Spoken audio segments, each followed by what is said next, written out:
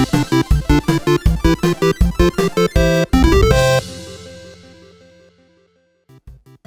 everybody, and Happy New Year! Welcome to 2021 edition of Chat and Games, your weekly gaming show. As always, I am your host for the evening, afternoon, morning, whenever you are listening to this in your favorite podcast service, Melvin Rodriguez. And I am joined by, as always, the sexy voice in the business, Mr. Matthew Howitt. May this year be a better one, both in and out of gaming. Absolutely. Again, we had a pretty good year for 2020. Lots of great games to experience. Lots of games that I didn't even get the chance to play. And I said that I wanted to play.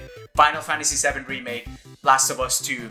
Those games that I said I'm going to hold out towards the end of the year because I'm going to have more time to game. Yeah, that's what's a lie, by the way. There's still lots to experience. But this is our first episode for 2021. We got lots of great things coming on ahead.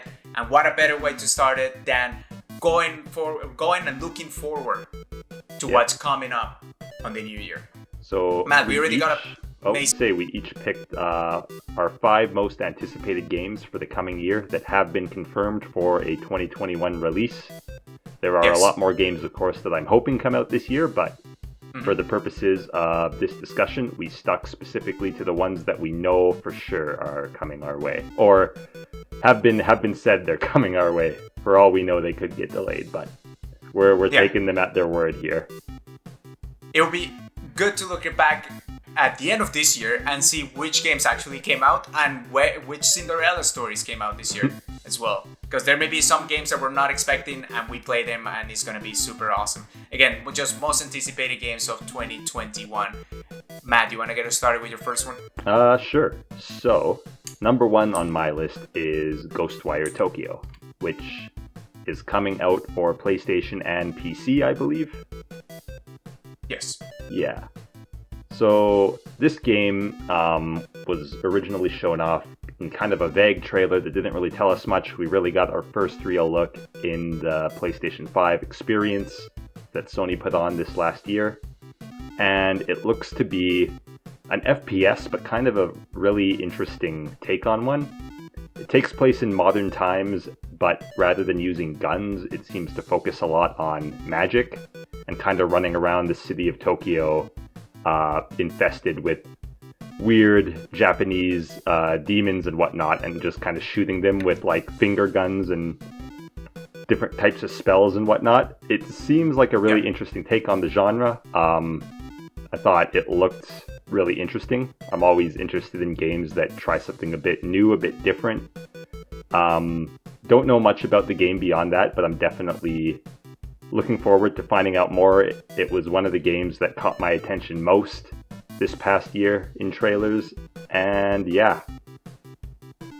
Okay, yeah, the trailer itself looks obviously very creepy, mysterious, and you know that I love those kind of games. And then you give yourself the first person perspective where you have all this weird abilities, sort of like Bioshocky in a way, kind of felt that way, all the powers that you can do. Right. But you also have that, what you said, those finger gunning, almost like Naruto-like moves, ninja moves that you put in there to summon weird powers. It's a very interesting looking game as well. Like there's a lot of weird things.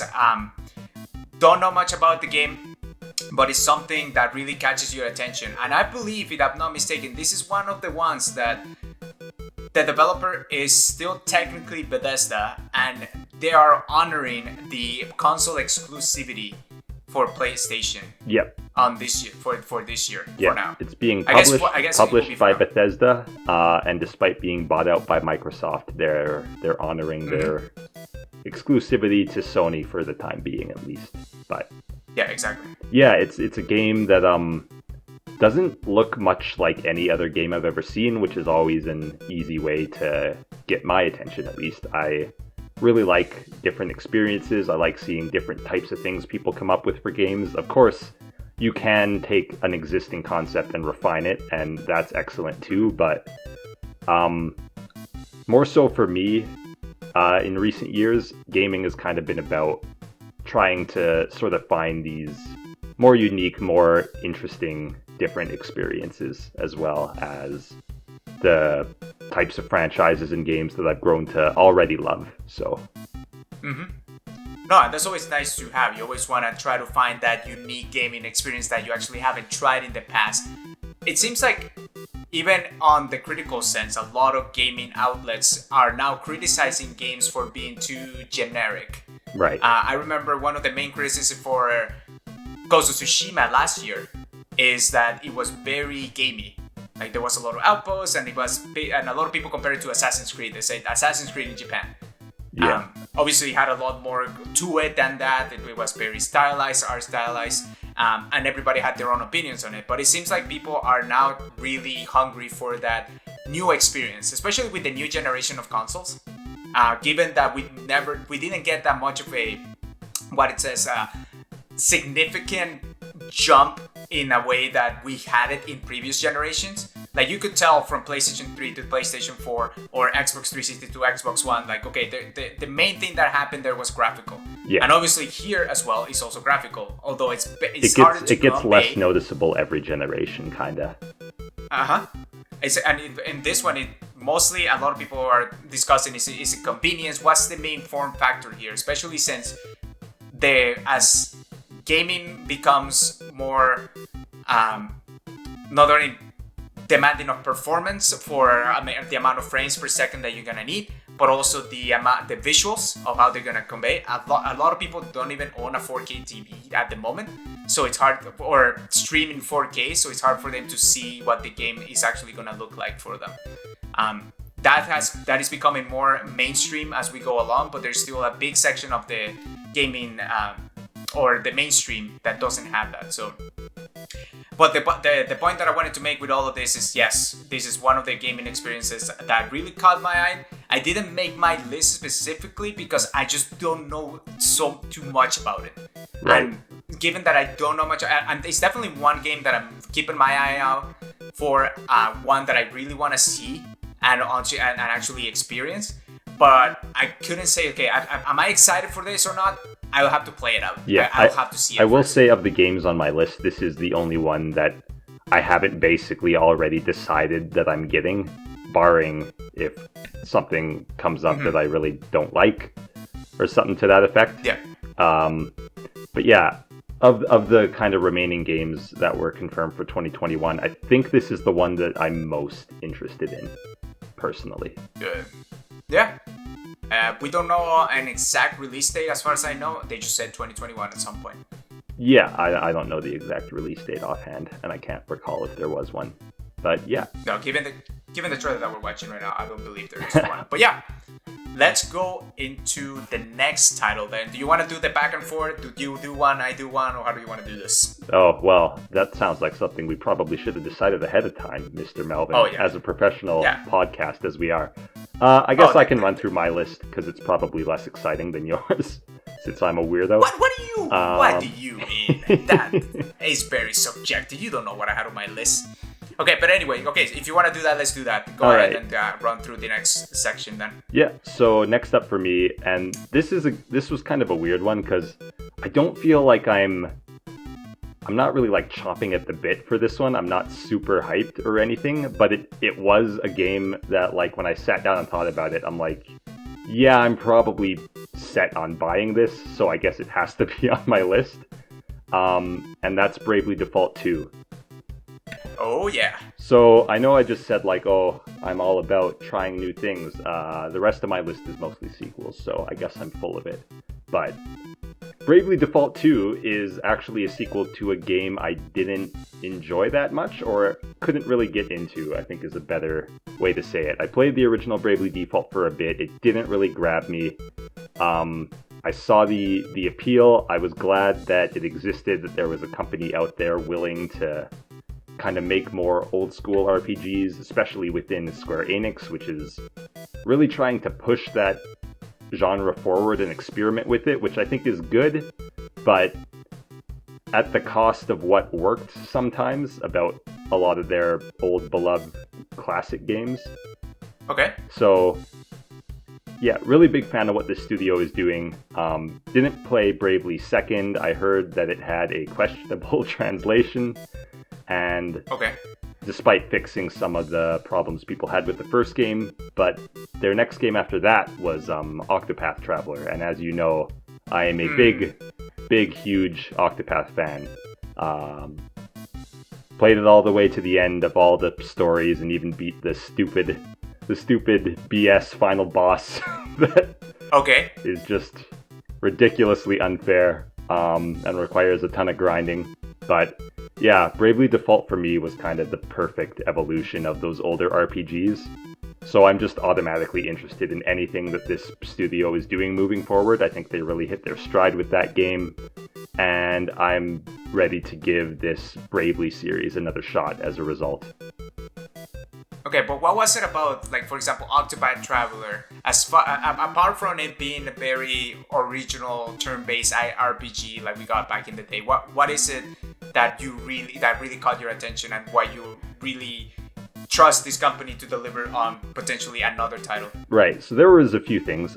For one, I thought the battle system was really well done. I thought the additions they added with the saving up your kind of turns, as well as the weaknesses on enemies, I thought were both really simple additions that added a lot to the core kind of turn-based experience without feeling gimmicky or kind of breaking anything. I feel like as far as turn-based battles go, it's one of the best out there.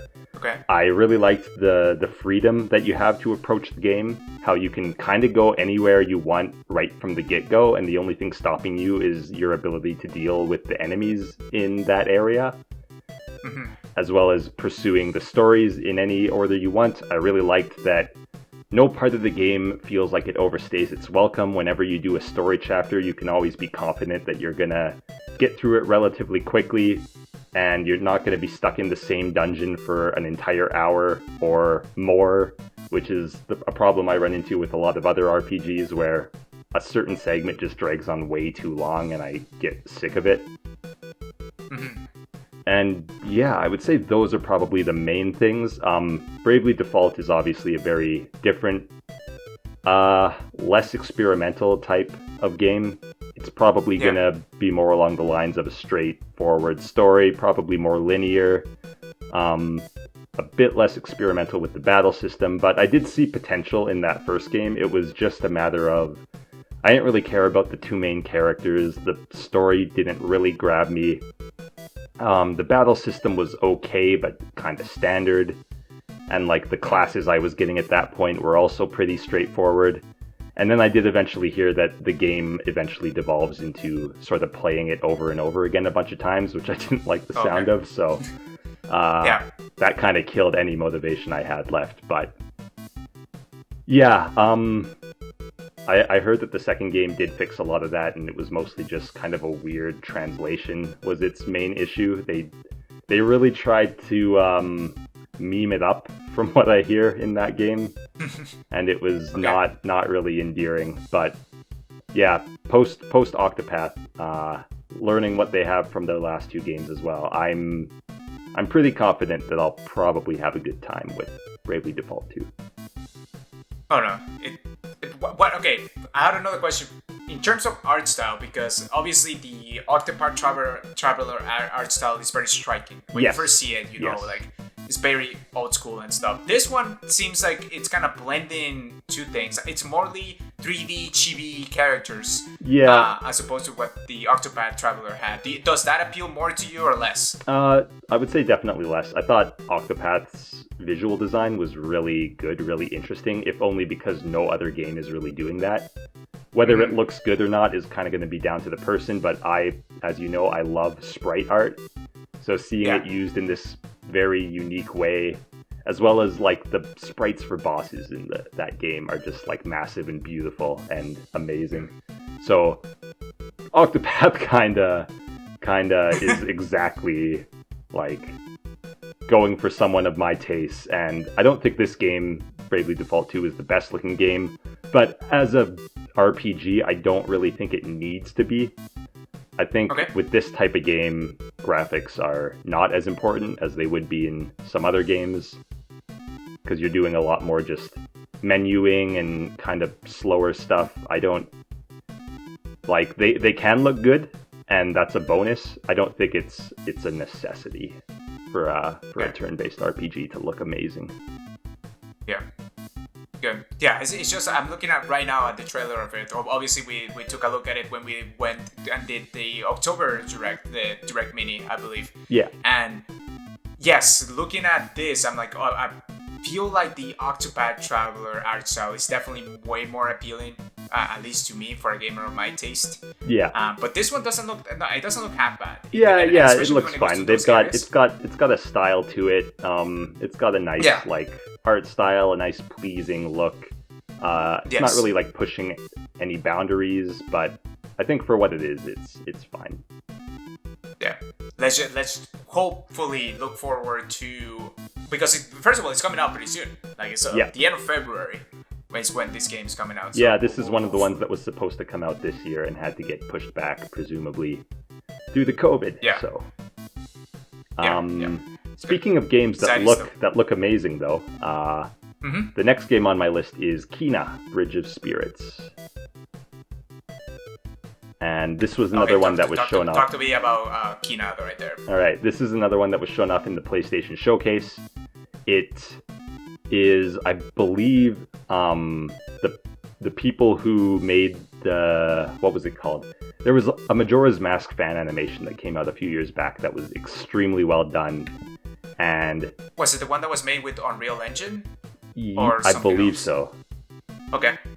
I think it was like Cruel Fate, or whatever it is the dude says at the start is what it was called.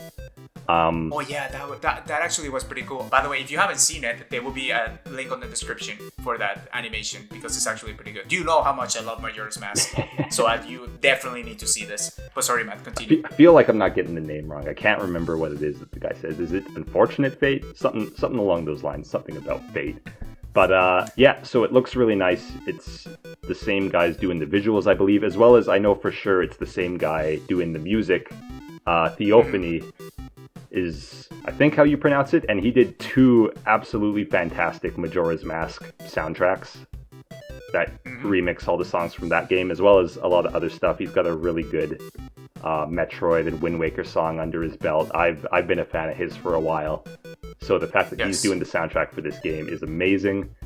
I love hearing his music or his remixes while working. It just brings me back, because it's a good remix of the music that I love from Majora's Mask, but having its own unique spin on it, which is actually it's a lot more powerful and a lot more just because obviously you're competing against like the N64 sound chip. It's not. Yeah. It's impressive that the songs are as good as they are for being limited to that. But yeah, taking them and kind of remastering them and putting his own spin on them with a lot of different instruments and as well as vocals and stuff, I think he does a fantastic job. But as for the game itself, it looks like kind of a mix of Zelda and Pikmin, which are both things I like. So what more could I ask for? Well, I guess I could ask for it not to be an Epic Store exclusive, but I guess this is going to be the game that finally pushes me over the edge. Or you can get it on PlayStation 5. Or I can get it on PlayStation 5. You did say, Matt, that this is the year. Yeah, this might be the year. Yeah. We'll see if Matt actually finally makes the jump to the PlayStation 5 ecosystem. Right. But in any case, Kena, let's rehash back to it, because we have, in terms of gameplay, there hasn't been much we have seen. No, this is another one that we don't know a lot about. It's kind of just more going off the limited stuff that I did see. It looks very Zelda-like, which is good. There aren't really that many 3D Zelda-likes out there, I feel like. You got like the Darksiders and Okami and stuff. They'll come along from time to time, and some games will sort of resemble it, like that Ubisoft game that came out a little while ago, the Greek one, Phoenix. Immortal Phoenix Rising? Yeah. Even that one's more specifically Breath of the Wild, which is quite a bit different from your standard old school Zelda, 3D Zelda. I'm always interested in other games that are trying to follow that formula, because I don't think enough games do. And then on top of that, you've got these little black creatures that it seems like you can control to some extent and get to help you out. which Yeah. feels a lot like Pikmin, which is another game that I feel like I don't see enough. Not enough other games rip off Pikmin. So it's two kind of underrepresented gameplay styles meshed into one, along with beautiful visuals, fantastic art style, and a great soundtrack. And yeah, I'm pretty sold on this unless something pretty drastic changes. Oh no, it does look fantastic. I completely agree. Obviously, it's third-person over-the-shoulder view from the classic 3D Zelda style. Oh, many other games, of course. But it's very actiony. You have your staff that you can use quite a bit. Now, what I'm more interested in terms of this game is when it comes to those little creatures. Like, how are we gonna? What are they gonna do? How big of a role does those quote-unquote spirits play? Right? Because on the trailer itself, we only see them carrying like little things and potentially being commanded. It seems that you can actually go and find them on the world. Obviously, these are all speculations. Yeah, based on what we see on the trailer itself. But the art style itself is, first of all, when I first saw it, and are they showing sort of like a Pixar movie related one? Because it looked pretty cool, except for those gigantic eyes that those little creatures have in their face. It looked really cool. The main characters, model and feel to it, like it just looks great. The spirits themselves, it's a hit and miss when it comes to visuals for me. they're a bit too minion-like for you. Yeah, not only Minion, because I guess you could call them Minion, but you know those plushes that they sell at some of the stores in Walmart and stuff, that they just really exaggerate the eyes and they make them black, massive blue and stuff, and people think that they're cute. To me, that's not cute. That's just no, it's a big no for me. But that aside, what I want to see, if we're based on all the speculations that we're seeing, based on is it gonna be Zelda combined with Pikmin? What does that even look like, Yeah. Because that's why it's exciting. And Zelda completely different in terms of how they play and their objectives and everything. My impression is it's definitely more Zelda, just with kind of some Pikmin elements. Yes. Yeah. A little bit of Pikmin elements. I also want to see what the whole story is all about here, because it seems very. The environments themselves seem so visually pleasing that it looks like there's a big world there to check out. You're kind of inherently interested in the world just based on it looking nice. So, yeah. Yeah, and definitely appealing. Not only because usually with PlayStation games, the thing with the first party studios, obviously this is not first party, right? But you have your God of War, you have your Horizon Zero Dawn, you got your Spider-Man. Well, maybe Spider-Man is a bit of a side project thing, but you got your Uncharted and all that sort of stuff, and that doesn't really has a art style that attracts the younger audience in a sense, and because those characters are not, I wouldn't say dark and greedy necessarily, and the story is not necessarily dark and greedy, but they're going for the realism, like the hardcore realism aspects of it. And I mean, you do have Sackboy. Yes, and Ratchet and Clank. Ratchet and Clank, Jack and Daxter are dead, I guess. Yeah, we don't know about what happened to them. There's a few PlayStation IPs that are a bit more colorful, a bit more cartoony, but yeah, I see what you're saying. For the most part, they tend to go more for realism in how they look. Yeah, but what I mean is with PlayStation 5 nowadays, it seems like they are actually. Now we have Ratchet and Clank. You had the game that came built in with the PlayStation 5, which is Astro Bot. Yeah. Which many people it's like their Mario take and stuff, but people really, really enjoy it. You got your Sackboy. It's okay, PlayStation is now trying to actually show and give you a wider range of games that are not necessarily. You got your very movie realistic things over here. You got your Ratchet, the ones that appeal, 3D platformers that appeal to many audiences, because I play those. I am very excited to play Sackboy, as we mentioned previously in the podcast. But seeing things like this excites me a lot more too. And not only because they're expanding a bit more. Yeah, and I think this is just kind of my impression of how things have gone, but I think sort of when graphics were the main selling point of the generational turnover, a lot of games felt compelled to make the most of that. And how do you make the most of that? Well, the easiest way is to try and make it look as realistic as possible. And I think now that we're kind of moving away from that, where graphics are no longer really, like, they're getting better, but it's not as noticeable. I think maybe the desire for everything to look super realistic has kind of faded, maybe, because it's no longer that noteworthy in a way, and people are maybe more inclined to go back to trying out a variety of art styles. Yeah, to me it's exciting because it just means that we're exploring other areas. Yeah, I agree. We're not narrow focused on one side, which is awesome. Yeah. Matt, number 4. Okay, so this was a big one for me. Neo: The World Ends With You got dropped on us out of nowhere. I mean, it wasn't out of nowhere. They had like a countdown, but they've done this stupid countdown thing for The World Ends With You so many times, and it's always just nothing. It's like, oh, it's a mobile port, or oh, it's like, I don't know, some merchandise, or just something pointless. This time it was an actual sequel to The World Ends With You, which is a DS classic. My favorite game on the original DS, personally. Maybe my favorite game between both DS systems. This is one of my all-time favorites. So the fact that we're finally getting a sequel. Again, we don't know much about it. We've only had the one trailer, but I did really like the look of it. I thought they did a really good job kind of bringing the aesthetic into 3D, because TWiWi has a very unique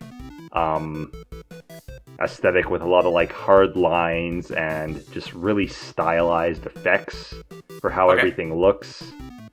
A lot of the effects are kind of meant to look like tattoos or graffiti, which is a style I really enjoy. The city, it looks like we're still in Tokyo, specifically. What's it called? Oh no, the name's faded. To be honest, I want to help you right here, Matt. Not gonna lie, but I completely forgot to. But this is an actual place, street. And it's the. Yeah, it's famous because they compare it to the New York of Tokyo. You have that street that you cross over. It's kind of like Times Square.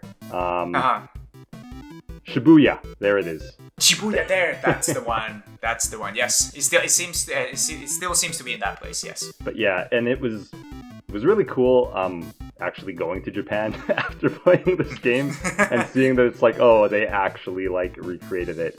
But I think I'm gonna get that feeling even more so in 3D, where it's a lot easier to identify where things are. The character art still looks great. The battles looks like they're doing something different, but I really like the battle system in the old one. Although I realized that definitely they couldn't do that again here, because it relied a lot on the touchscreen.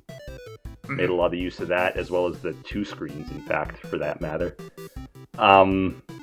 Yeah, I'm super stoked for this. One of my favorite games of all time. Finally getting a sequel, and so far there's no red flags. So I'm happy. Yeah. But as far as I know, that we only had the one trailer that we're actually watching, seeing it if you're watching this on YouTube. Yeah, this was a very recent announcement, and yes, I haven't seen anything else come out about this game. Yeah. So if you were to tell, so you said that it's one of the games of your favorite games of all time. Yes. Potentially the best game on DS and the 3DS. If you were to give it a page of like, okay, why was it so exciting? Why should people be on the lookout for the Neo game? What do you think it should be? Okay, well, it's an RPG from Square, so there's that. You already know that they know how to do their. I already RPGs had one of those on my list. This is one of the ones I complained about because it was weird and did something different and didn't stick to the typical RPG format. But I thought here they really knocked it out of the park in how they presented it. I think it has a story that is very coherent, which for a JRPG is already amazing in and of itself. I thought the story was really well done. I thought the characters were excellent. I thought the music was fantastic. I thought the battle system was really interesting and fun to experiment a lot with. The way the battles in this game worked were basically you collect pins throughout the game, and each pin gives you a different attack. And you basically build an entire moveset just out of these pins, and they all have very different ways of functioning. So on the original DS, for example, you would get a fire pin, and the way you would use it is you would just like draw on the screen to create fire, or you would get one for like barbed wire, and you would swipe across the screen, and it would just create these barbed wire graphics across it that would damage enemies. You could call down lightning. You could scream into the mic to send out sound waves. There was a whole... There was so many, and like they all felt really interesting and distinct just in how you manipulated them and used them, and trying to find interesting combos of how to put them together was really interesting. The whole game, I thought it was interesting, like the whole kind of setting and premise. The idea behind the game is that your character has died, and now you're in a version of Shibuya where it's full of these Reapers who sort of manage this thing called the Reaper's Game, where dead people basically get a second chance at life if they win. So all the characters are forced to partner up, and you go through a week of challenges, and basically if you survive to the end, you might get a second chance at life. And you end up having to go through 3 separate weeks due to different events in the plot. Yeah, and each week your main character has a different partner. It really explores this idea of your character who is pretty antisocial and kind of in his own head, and how he bonds with each of these 3 very different individuals in different ways, and learns to like care about them and sort of open up to the world around him. And yeah, really, really well done story, really well done just game in basically every aspect. That's good to hear. Especially, well, one of the things that you mentioned is that it seems to be very tied to the touchscreen and the mic. Obviously, you're not gonna have that since this game is only coming out on Switch. Yeah, and looking at the trailer, it looks like pins are still a thing. So I'm interested to see if they still have that same variety of like types of abilities in this game. I hope they do. But yeah, like just that alone, like getting a new pin and just being like, ooh, I wonder what this thing does, was always really exciting for me. And then the enemy designs are really cohesive and nice. They're all just like animals with different parts of their bodies replaced by these really cool looking tattoo graphics. And yeah, it's 3v1 was great. I'm incredibly stoked. This is one of the games I most wanted a sequel for. And one last thing, I'm happy that it looks like they're telling a new story. Of the 4 main characters they showed, only one is from the previous game, and he was like a minor villain. Not super minor, but not like a main villain or anything like that. So, because I felt like the original story concluded in a really satisfying way for those characters, I feel like it would really cheapen that game if they were to get dragged back in, and based on some of the other stuff they put out, like one of the ports for mobile or something, the final mix added some other stuff that, like, they've been teasing this sequel forever, and some of the stuff sort of implied that it would still be about Neku, which is the main character from the first game. And I didn't really like the idea of that, because I felt like the way his story ended was, like, perfect, and didn't really need expanding upon, especially for the whole idea that, like, the whole premise of this world is that people are in this Reaper's game because they died and need a second chance at life. So if the main character, like, is he just gonna die again? Like, I don't know. That sounds dumb. So I'm glad to see that it seems to be focusing on a new cast, barring a few minor holdovers from the last game that I assume will hopefully make sense. I guess we'll see. But yeah, this is one I've been waiting for a long time. Nice. What it seems exciting is the amount of abilities that you can do, and hopefully they can do something new with them. But based on the trailer, you got a big guy with summoning a shark out of in the middle of the street or something. So that sounds very exciting. I know, and it seems like you have your party with you at all times. And yeah, it seems like you're a group of 4. Like the last game really focused on pairs basically, So you would have your main guy, and each third of the game you would have a different partner, and they would kind of be the focus. This, it seems like all four of your guys are sort of in battle at the same time, so I'm wondering, kind of wondering what's going on with that, but I wouldn't mind a more traditional party system if the battle system is also changing to accommodate that. So, yeah. Yeah. No, it's exciting. And it looks cool. What I would say is like the 2D style looks a lot better than what I'm seeing in 3D in the trailer. That's the only thing that I would say about it. So we'll see how it actually goes. I actually feel pretty good about the way they translated to 3D. Because it feels like they kept the kind of soul of the art style. Because, of course, the original was all 2D and sprites. But that can't really fly in the modern era, so I thought that the 3D stuff looked fine. Yeah. Okay. Now, Matt, coming up front of this final one, what is your final fifth most anticipated game? Yeah, somehow there's one that I've been waiting for even longer than Twiwi.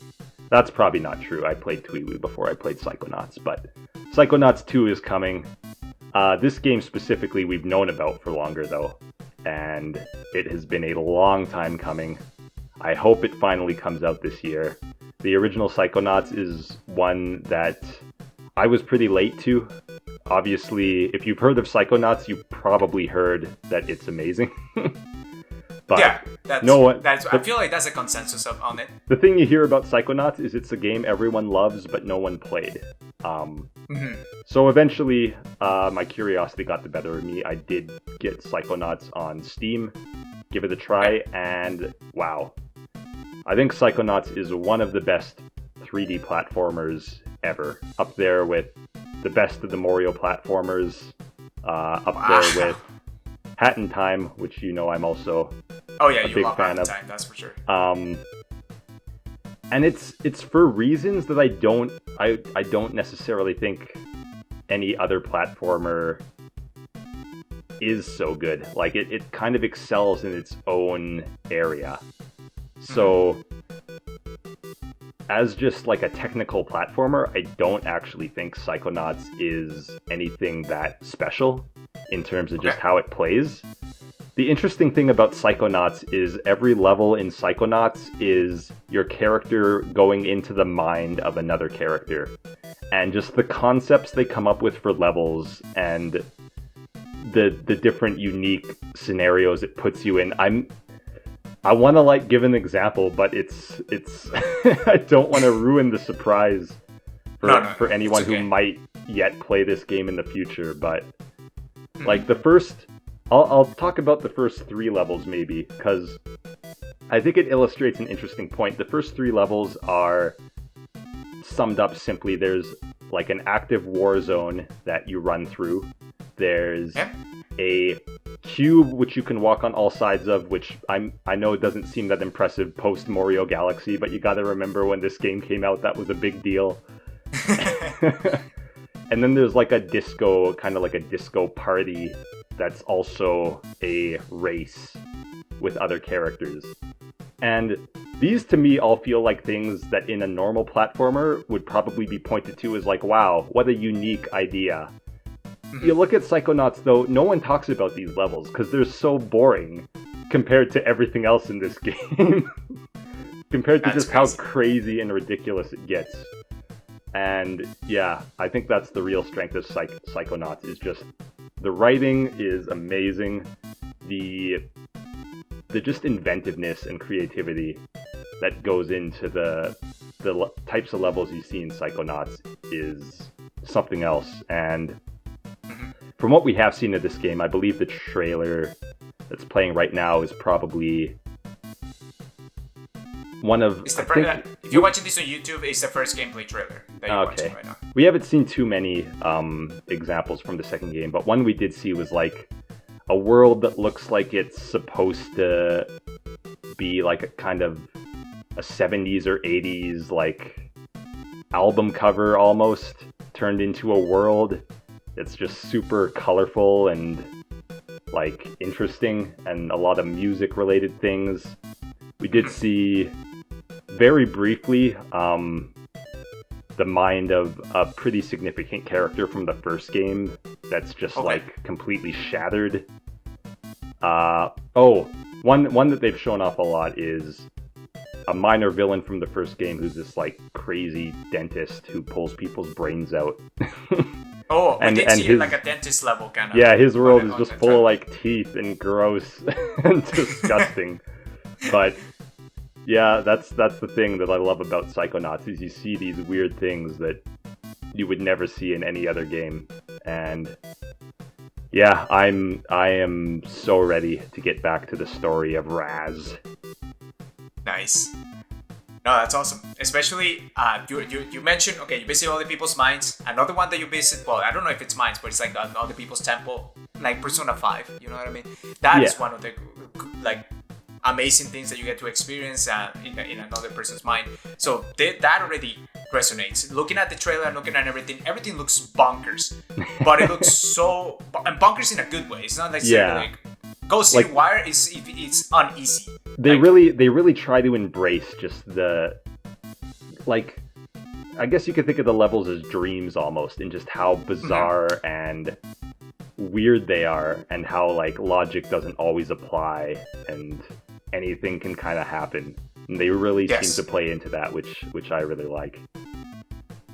So hopefully, well, obviously this game has been, it was announced in a while. It was supposed to come out last year, 2019, given the trailer that we're seeing. 2020. Obviously that didn't happen. Last year. Oh no, sorry. This even said 2019, which is worse. Yeah.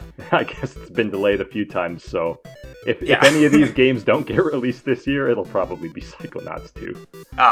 Oh no. One of my most anticipated ones. I almost put money that it's not gonna come out this year, but it's still said 2021. Yeah. Anyway, I was just talking about my list, but speaking of your list, let's see what Melvin has. Okay. Let's get started here. So. Do you have one that I gonna substitute? Like I'm gonna substitute out with another. Okay. Kina was one of them. Gotcha.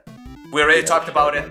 Yep. Very fun game that we're really looking forward to. Especially, I liked it first. The aesthetic looks awesome. Third person, over the shoulder adventure game. That's sort of the style that I really enjoy. Especially if it has like a good story that I can chew to, and it has some weird. Interesting things that it will do with those spirits, so I'm excited about that. We already talked about it, but I'm not gonna count it as my top 5. You took it. It's okay. It's yours. I'll give it to you, Matt. I'm gonna get started with what should I get started? One that is gonna come out this month, actually. Okay. January 26th. So one of the games that I really enjoyed in the I wouldn't say the last generation, but the last little while. It's called Shovel Knight. Mm-hmm. So Shovel Knight is like a retro 8-bit era love letter to like Mega Man, and it had the little mechanic from DuckTales, and it was just it's really a love game for those type of era. And from what I hear, like they've been adding to it just constantly, and they've added entire new campaigns, which from what I understand, some of them basically changed the game completely. Like I've heard Spectre Knight is a lot more Mega Man X than it is Mega Man Classic. That is correct. So the next game that they're gonna be working on, and they've been working on for quite a bit, is called Cyber Shadow. Yeah. Okay. So Cyber Shadow, it's essentially again an 8-bit retro era looking game. But this one is more of a love letter to Ninja Gaiden, Contra. And it has that similar aesthetic as like Blade Runner, essentially. Like if you look at it, of like the theme around it. But if you see how it plays, it's a 2D platformer again. And one of the main mechanics that they have going for them is a sort of like a dash mechanic, like a dash attack that you can do. And it seems like you can chain that. So you dash if you kill or damage an enemy, it kind of slows down time a little bit for you to do the next dash and that sort of stuff. And the game looks ridiculously hard based on what I'm seeing on all the different trailers. If you're watching this on YouTube again, you're probably seeing it right now.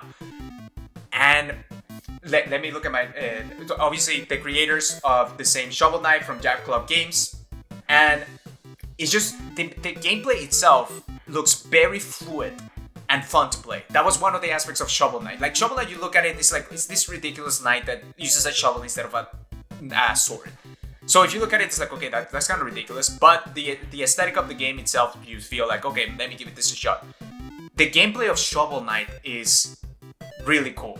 It's like they really nail the pogo mechanic, and they do the level design in them makes you use those abilities to its fullest extent, which is something that I really, really enjoy. And then, since it was a love letter to Mega Man, it had those knights that you had to fight at the end, which were like the mini bosses that you do with Mega Man as well. Yeah, and the kind of themed knights that all have a certain element or theme associated with them, like the Robot Masters. Yeah, exactly. And it was just awesome. And this itself, I never played Ninja Gaiden or Contra. Those two games are things that we pass. Obviously, when we talked about our gaming story here in the podcast, that was not something that I actually delved upon. But I enjoy so much of Shovel Knight that anything that Jack Club's game throws my way, I will play. Yeah. And especially this one seems like the gameplay's nailing it again. I do not know much about the story on this. I don't know how they're gonna convey it. It does have that 80s, again, Blade Runner retro style feel to it. Obviously, in the futuristic element. And obviously with ninjas, like who doesn't love ninjas anyway? I'm gonna go in because I actually put this on. And if you go to the Jack Club Games site, it kind of just breaks down what the features are. And one of the cool things that you have is you can if you rescue your clan, you unlock permanent ninjutsu skills and abilities, combining them seamlessly as only the Warrior of Legend could. That to me seems like, okay, there's gonna be experiments with using these ninjutsu abilities in their own unique way. One of the games that I've been playing very recently is Hades, one of the games that everybody talked about in last year. And I think one of the things that excels at is all the different perks and things that combines for you to replay what essentially seems like the same levels. Obviously, they get switched over because it's randomly generated, but in so many unique ways that you just want to keep doing it. And if you do this with a Contra and the Ninja Gaiden style game, I'm all for it. Oh, is this a roguelike as well? This is not a roguelike, no. Oh, okay. It's just, as far as I know, it's just a 2D platformer. Gotcha. But with Shovel Knight, when you finish the game, you almost really just want to go back to and same with Mega Man, you beat the bosses in a different order to just experience the game again. So they did have a way of replayability. They also gave you all the different DLCs, which was you don't even play as Shovel Knight anymore. You play as some of the other knights, and completely mixes up the gameplay style. You play cards, yeah. So I don't know. I do have a lot of faith in Jack Clubs. I think they do really cool stuff. 8-bit retro era, focus on gameplay. I love it. I'm very excited to give it a shot. If it's hard though, that's gonna be interesting for me, since I feel like the older I get, the worse at games I get. So we'll see how this goes. Yeah. Now I'm sad because I think they had this at PAX and I neglected to try it. I instead tried the Shovel Knight spin-off, both of the Shovel Knight spin-offs. Yeah, they definitely had it because I remember a friend of mine also went there to PAX and he told me he played it and he loved it. I think this was the one Yacht Club game that I didn't try. So unfortunately, I have no impressions for you. Shame, Matt. Okay, next up on my list. And this is not in early order, by the way. It's not like we can choose one later on at the end just for funsies. Mine was ordered. Get with the program, Melvin. Oh, come on. Okay, well, I can't order them on this. So I'm very excited about Cyber Shadow. The next up on my list, this one is mixed feelings. Okay. Which is interesting to say for like my most anticipated games. Yeah, right? well, I had one on there that I'm not even sure if I'm getting, so true. It's all fair.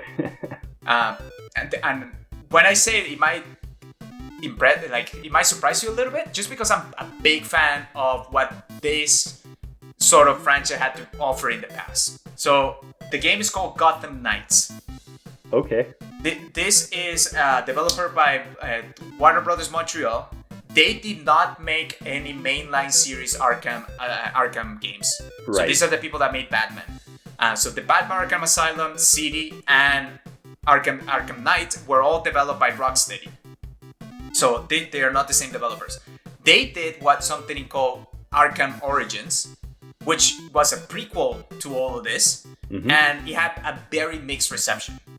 Just because it was very samey to what the main series had to offer, and didn't actually throw in a lot of experiments. It felt very similar to. It felt more like a spin-off to City than an upgrade to what happened later.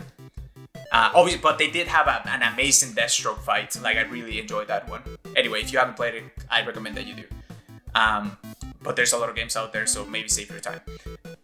Anyway, the reason that I'm a little... So the mixed feelings about this is because, first of all, Gotham Nights, what they did in the trailer first, if you go... This is not spoilers, because this is actually the premise on the trailer. They kill Batman. Oh, no.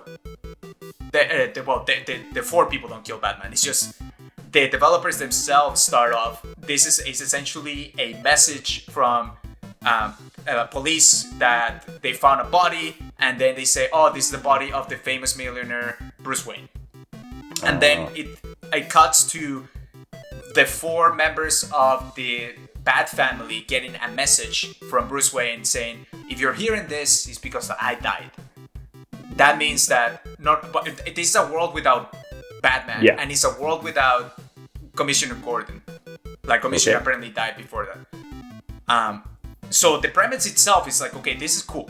So we know if you kill the Batman right away, you know that you mean business. Because Batman, obviously, very popular, very close to my heart. So you are essentially tasked with, you have these four members of the Bat family. You got Batgirl, Robin, Nightwing, and Red Robin, which is like Red Hood. Also, if you follow the comics. And it's a game that you can play either by yourself or co-op mode. So you can actually have another person playing with you. And that seems like the main spin on this game. First of all, you got four characters. That's why there's no Batman, because otherwise that's who everyone would want to be. Maybe that's the reason. But you have the four members of the Bat family, according to what they say based on various interviews, because I've been trying to follow this, reading all the interviews about it. They all play distinctly. Like, you have Robin, which is like, obviously, if you follow the comics, it seems like, okay, you have a sequel. Nightwing used to be Robin, but he then developed his own persona. And then Robin is a different son of Batman, essentially. But he's a teenager, so he doesn't have a lot of combat experience, but he's very smart and tactical. Okay. So he focuses on like stealth and using these gadgets to do very cool things. Then you have Nightwing, which is more he has more combat experience, so he's a lot of martial artist and he can be more combat-y, essentially. Right. I don't know about the other two. They show a little bit of Barbara Gordon, which is Batgirl, and their gameplay out there, and it seems really cool. So you have essentially the Arkham series with now four characters that play very differently. Yeah. Which is exciting. That part, all of what I've been saying is exciting. But what worries me about it a bit is what I saw on the gameplay trailer. Because even though we saw a little bit of Red Hood and Batgirl, mostly Batgirl, to be fair. It does feel like it's very Arkham-y, like and that's the issue that they had with Batman or Arkham Origins, that they compare it almost like one-to-one what City had, and they didn't experiment further. Obviously, they're adding the 4-player with the co-op, but the gameplay, what I want to see is like how different are these four characters and how appealing are they? Because it seems like some of the abilities that we saw with Batgirl are very similar to what we saw with Batman in the other series. Which, I mean, it's not like that's something to love. I love the Arkham series. I think it's freaking fantastic. It's just, I hope that it doesn't feel antiquated, because we already had those mechanics, essentially. Right. I was wondering if you were going to say it looks a little too Avengers. Oh, no, it doesn't look That's Avengers. what I end up thinking of when you bring this up, just because it was a similar premise. And I was gonna say the Batman series is one of the ones that brought like video game comic book characters to a new level. We used to have this the basically heroes games that were tied to the movies, and obviously they were not great. Yeah. Aside from Spider-Man 2, that a lot of people had a lot of praise to, and then the Arkham series came out and it was fantastic. Right. Now you have Spider-Man though, which also upgraded, like step up their game quite a bit, and gave that hero like that feel and a very unique feel to the character as well. And then you have Avengers with. I can't say from personal experience because I hadn't played. I obviously full disclosure here, but that wasn't well received. Bunch of money behind it, but ultimately not much of a game. Exactly. And so DC is also making a Suicide Squad game, are they not? Yeah, but that's 2022. That's why that's not on my list. Otherwise, that would be on the list. Yeah. Oh, absolutely. Well, I haven't. The thing with the Suicide Squad, it's a CG trailer. Yeah. But the CG trailer was one of the best things I've seen, Matt. Oh my gosh, that's obviously CG doesn't represent what not 100% of the time represents what the game looks like. But it's an interesting premise just based on that. Oh yeah. Yeah. Especially because at the end, just to mention a little bit, at the end you have like the 4 Suicide Squad members there, and they have to target an alpha member, and all of a sudden Superman shows up, and they're like, "Oh, Superman! This is the Superman who came here to save the day." And Harley Quinn goes like, "Go away, Superman! We don't like you."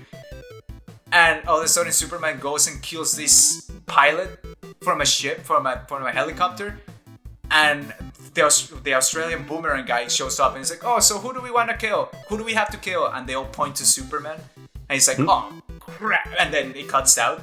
Oh, I don't know. You gotta watch the trailer. The subtitle is like "Kill the Justice League" or something.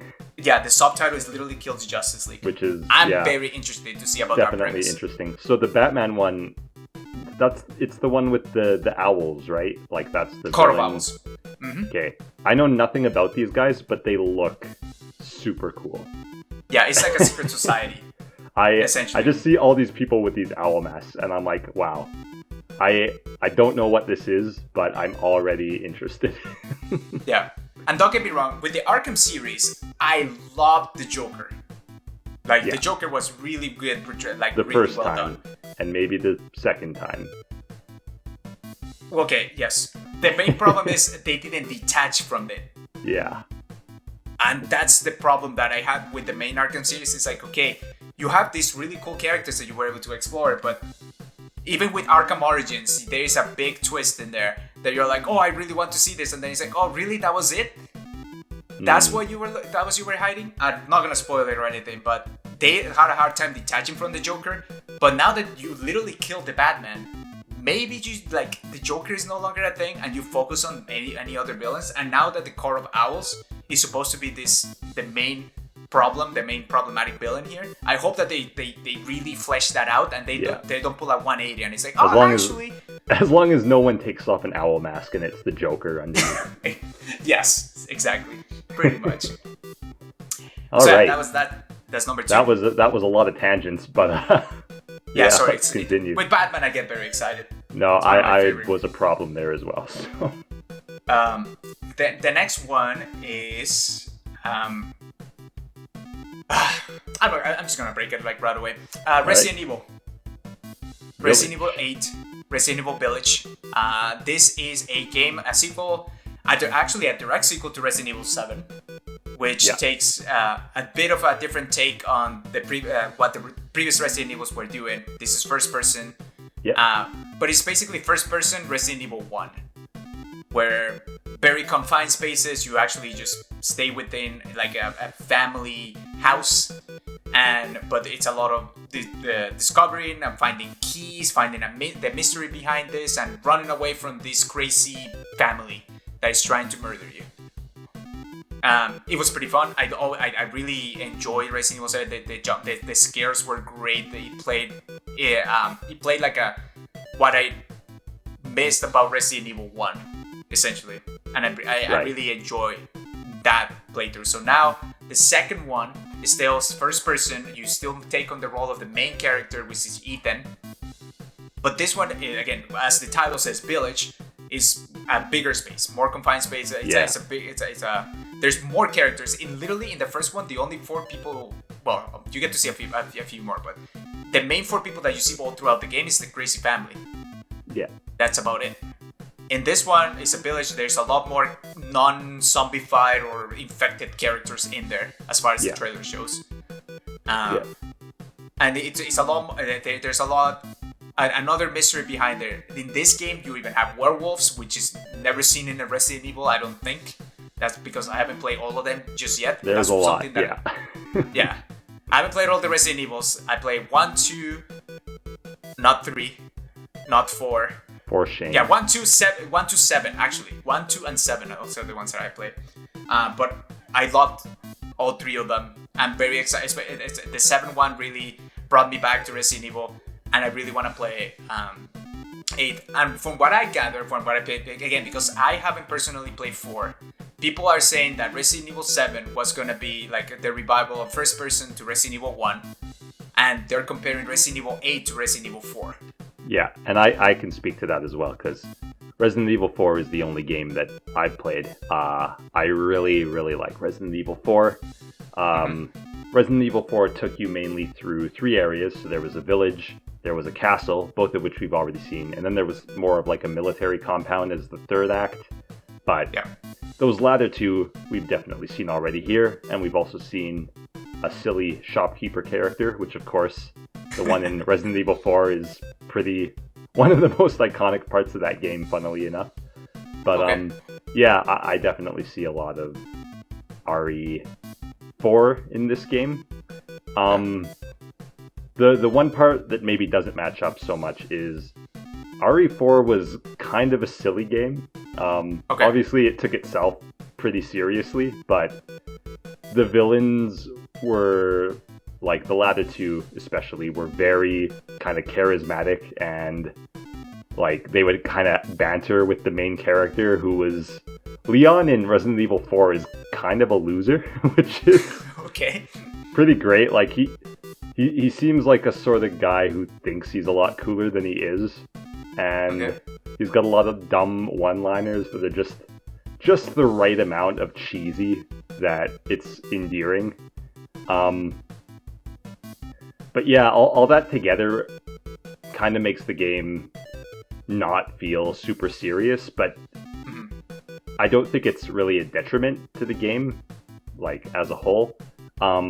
That's definitely not the impression I get from this game, though. This game seems very po-faced, very just completely taking itself completely seriously, very dark.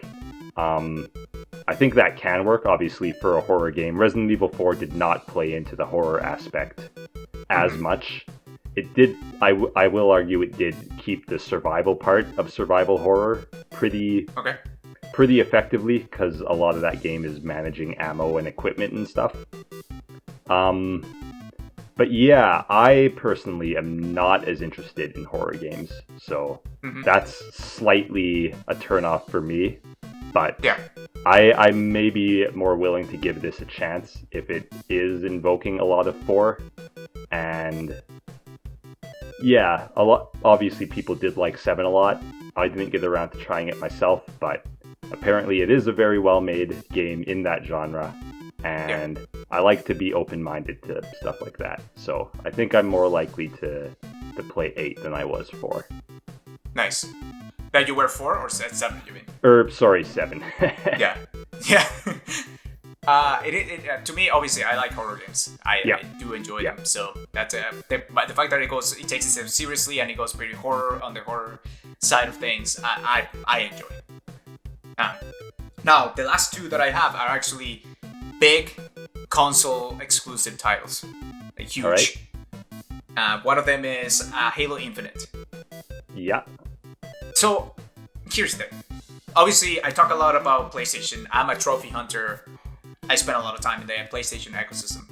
But I do enjoy, like, I personally, I'm a person that I don't care where I play. I want to play anywhere. I just want to experience the games, right? Doesn't matter. Unless, like, the platform that they're playing is being very scummy, then maybe it's like, okay, maybe I wait until they come into another platform. But anyway, I digress. I haven't actually been in the Xbox ecosystem much of lately. Yeah, I played. I'm right there with you.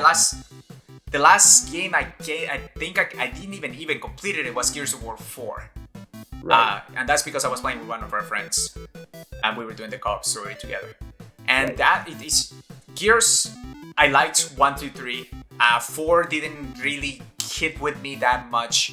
I felt like it was doing a lot of the same, but that's its own story for Gears.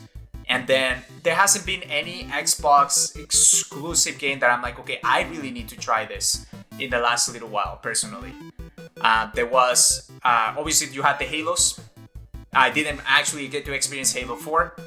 I tried Halo 5 and only played the multiplayer, and apparently that was a good choice because not many people like the single player. The reason that I didn't get to do the single player is because I didn't play 4 and I didn't want to ruin 4 for me. In case there was any sort of like continuity to the story, given this is a Master Chief game, so obviously there must be some connection there in some way. But even with the 1, 2, 3, I finished all of 1, never played 2, and my first one was 3. And I got so enamored with 3 when I played it that I was reading the books. I started reading and to me, to get into video game books, I really need to enjoy the game.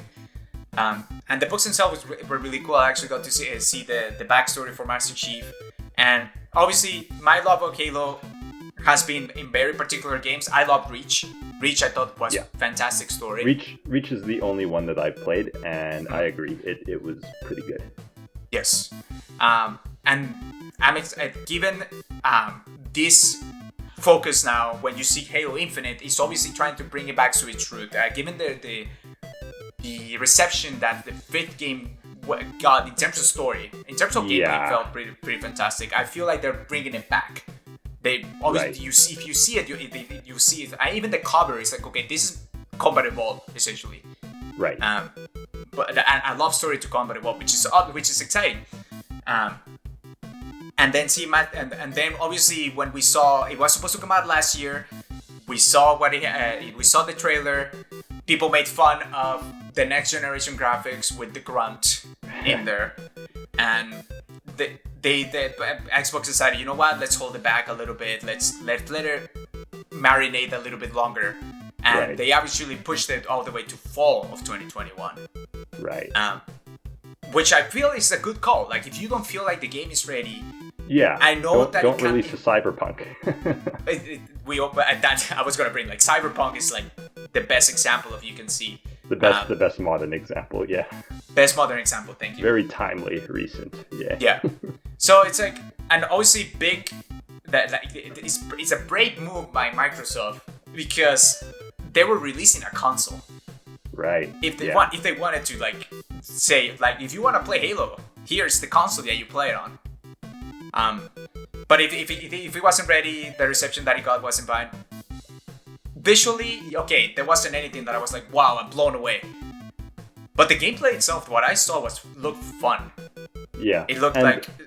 Yeah, go ahead. Oh, I was just going to say, I'll be the person to say, I didn't think the visuals were like if the game came out and looked like that, that wouldn't affect my decision to play it at all. It looked as good as it needed to, I think. And obviously, like, it is a plus if it looks really nice, but I thought it was fine. Yeah. But it obviously, whatever. But it is Halo, and they want to put their best foot forward, and yeah, Halo, it's their mascot. Halo is to Xbox what Mario is to Nintendo. Right. Like, it's their one-to-one mascot. That's what you associate with the Xbox brand. So, brave of them to delay it. We'll see if it turns out to be like the right choice when it comes out. But I'm excited. I'm excited to get back into Halo. I do like my first-person shooters. I do enjoy what I played of Halo 3 a lot. Halo 5 I thought played really well in terms of gunplay and everything. I did not play, by the way, I'm talking from a casual gamer perspective. I never went very competitive with it. Yeah, I think this Halo game looks pretty nice to play. The grappling hook looks neat. Yes. If they do a good job making it more open-ended in how you can approach these missions, I think that will be a really interesting aspect of this game, that theoretically you can go in and play the same level a bunch of different ways. Yeah, I think there's definitely potential here.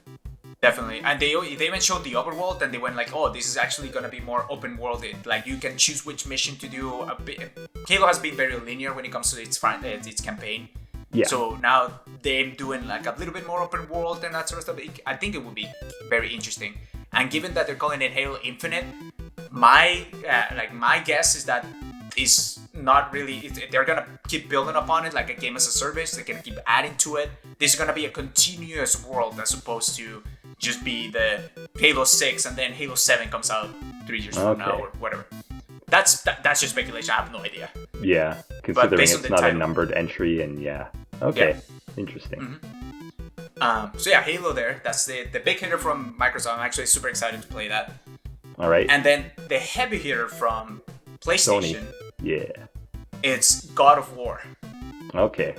So it was one of two games. I was pretty sure it was this one and not Horizon. Horizon, the thing is, I haven't actually finished the first one.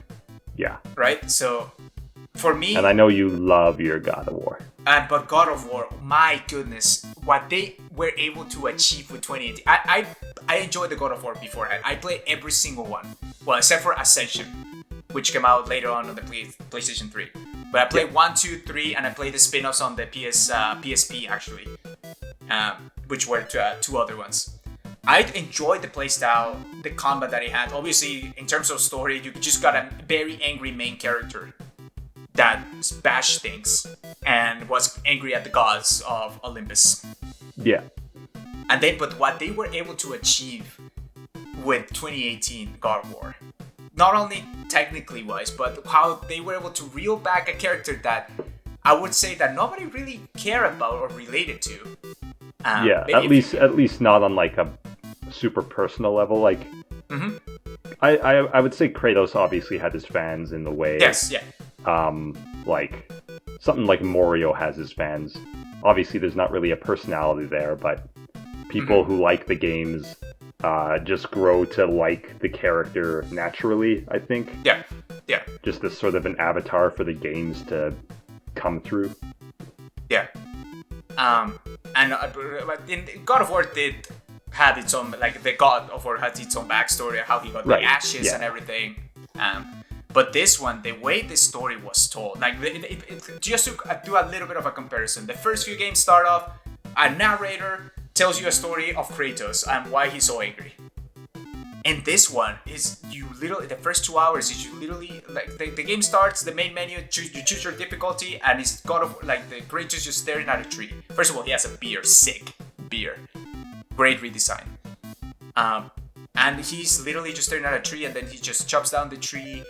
And there's just so much, I wouldn't say environmental storytelling, but implicit storytelling that goes on. You don't know why it's great. First of all, you don't know how he survived on the third one. You don't know what happened to him. And then you bring up this child that you bring through this journey. Something happened to the child's mother. And you go on this journey to bury the ashes at the top of a mountain. But every single piece of storytelling that he can tell is not in your face. It's literally in the back, but it's covered like the audience. I remember actually watching the GDC talk of how the creator, the creative director, Cory Barlog, explains how he wanted to tell the story of God of War. And it's like, if you go to one of those theater plays where it's like there's no narrator, but like there's a girl that answers the phone and she sees the number and just hangs up, you already kind of know that there's some conflict between the main character and the person, even though the narrator didn't tell you, oh, this guy is mad at his mother, for example. God of War does a lot of that in storytelling. And all that it was not only able to do through that, but made you care about Kratos and this kid. The relationship that it built between the two of those two characters is so great. And not only that, okay, a story aside, then you go into what it was able to do with the gameplay. The gameplay was very bombastic on God of War, on the previous God of War, and it was almost like a top-down perspective on almost like fixed camera in some areas. And here you have an over-the-shoulder third person and still have that bombastic gameplay but brought to the modern era, it's just great. It feels great. The story is great. You get to relate to the characters. The world is fantastic. You get to explore a lot of it. It's linear but non-linear at the same time. You got a continuous camera, meaning the game never shuts off and shows you like a cutscene or anything. Everything is in-game. Cutscene, everything that happens in the game, and it does so much that it's hard to describe in very few words. But it really captivated me, and obviously for the next sequel, I haven't seen anything. Yeah, we got a logo. We got a logo, and it just says God of War Ragnarok. But we do know that it is a direct sequel to the yes, last one. We do know we do know that, and the worst, but we only saw this in the last PlayStation conference, or not conference, but showing, essentially. And we obviously we thought it's like, oh, obviously they want to end up with a very big title. But I never expected this to come out in 2021, and it did say 2021 in the title. Right. Which to me, that's the game that I was mentioning. That isn't, yeah. That I will potentially say there is no way that this game comes out in 2021. Yeah, if they can get this and Horizon out both in 2021, imagine that. Yeah. Well, obviously, different studios, all within their PlayStation studios. Just within branch. The PlayStation brand, I would say like that's equivalent to the Breath of the Wild and Mario Odyssey 1, 2 in, what was it, 2016 that happened, or 2017? I don't remember. When the Switch came out, I forget. I think it's I don't remember. It was one of those 2 years. 2016. Okay, gotcha. Yeah. No, absolutely. Oh, that's why I just needed a title. If I have to wait to 2022, I don't care. I honestly never expected this to come out this soon. Right. Especially because I'm actually replaying to the first one right now, just because I just seen that title and just having that anticipation. Me making this list was like, I need to go play that again. It's just so good. Yeah. Especially because I didn't platinum it, and I'm a platinum person, and I want to try to get it. So, yeah, that's my anticipation. That's my. If I would say most anticipated one, that wins, I think. Yeah, that's fair. Yeah. All right. In terms of, I think that one honorable mention, by the way. All right.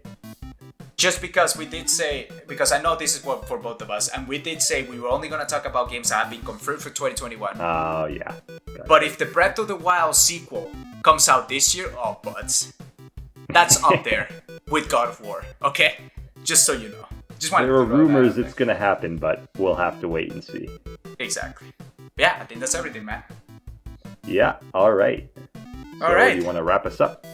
Yeah, let's wrap this up. Thanks so much, everybody who joined us on the first episode of 2021 for Chat and Games. Let us know what is your most anticipated game of 2021. We obviously love to see.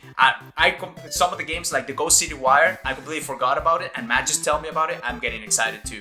So please let us know if we missed any Cinderella games out there or big games that we just didn't consider. We really want to be excited for all the games that are coming out 2021. Remember, you can do so by, if you're watching this on YouTube, obviously you got the comments that you can write to us or not. Or you can also join the Discord that is on the description of this podcast. Or, last thing, again, if you really, really want to go and email us, you can do so by emailing us at itsallfunandgamestv@gmail.com. Remember, this podcast comes to you every week on audio services around the globe and also on video format up on YouTube. All the links, everything is on the description of this show. And again, we'll come at you next week with some other amazing topic. We have a lot of things that we need to discuss and what we want to do for 2021. So stay tuned on all the social medias. Again, it's all fun and games in all of them. Matt, any last words for the first episode of 2021? Bye. And that is Chat and Games signing off.